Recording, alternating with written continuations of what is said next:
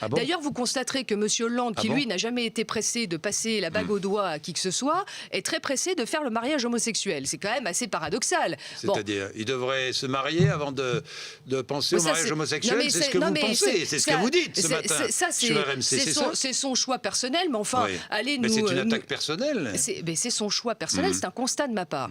Mais en même temps, je peux vous dire que moi, sur cette loi, si jamais cette loi, qui est très mal préparée, il n'y a pas eu d'audition, d'ailleurs ils ont été obligés de la reporter, ils ne la passent pas au Conseil des ministres maintenant, si cette loi venait à être votée, 8 jours après, je comprends, et moi j'ai dit très clairement que j'étais favorable à une clause de conscience dans cette loi pour que... Vous êtes conseillère municipale, vous ne marierez pas, si la loi est votée, un couple homosexuel.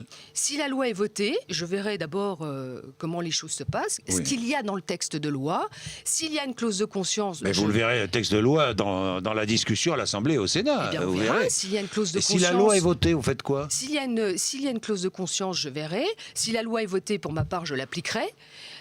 Mais vous êtes comme François Fillon. Mais encore une fois... sur ce terrain. Je dirais que ça dépendra des cas. Voilà, il y a peut-être des cas qui me poseraient des problèmes de conscience. Des cas de quoi?